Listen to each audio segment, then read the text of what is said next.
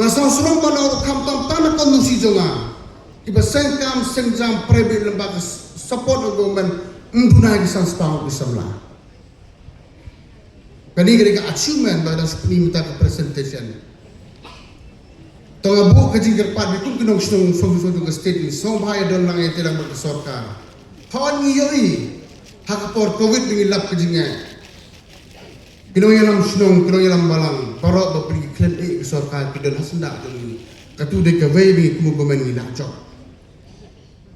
Nak kata kadang persangro ban strengthen yakini headman yakini from different section of society kum di badong senglok mai senglok ba i seng samla kam tamun pe ja kum ni jing penting krem ka ke khali game hajwai menta ka simin kedegap hakajo ko por sibit opening ya ka ni so rum ban itu barok ki community ki society ki la yasim bentalur ndon so ko batia si gida la so ba. This is our duty. It's our collectively responsibility. Mentabaro ke komuniti kala sautu. Ke sarkar kala ni menta ke jongi. Ke jingwan jang khali age mako jantia. Ke wai na kanlat.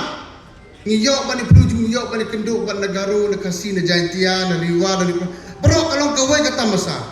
Kham tam ki ke opening kalong hasnong jung hawa aje. Binong sung sung ja ke bro mata balai ka je ayu kumni.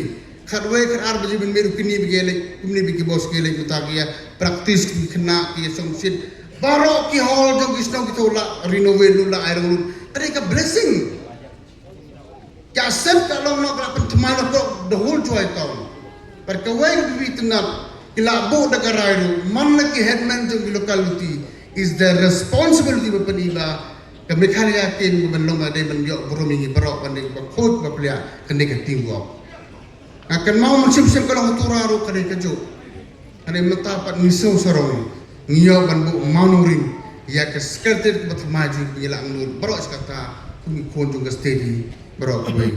Tenang kalian kejo tangan dikitin, kublai sibun, ya ke jindor kat kejompi, kani ke program mutasi kalak long ke bajok.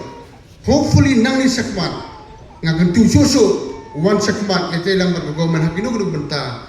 Kumbangi jo jah por klang bangin lak por long ya kaniga state jomi daga teamwork ka bin sadon we are able to bring our beautiful state into a greater height in the future in the days to come dagini kene kublai sibol kublai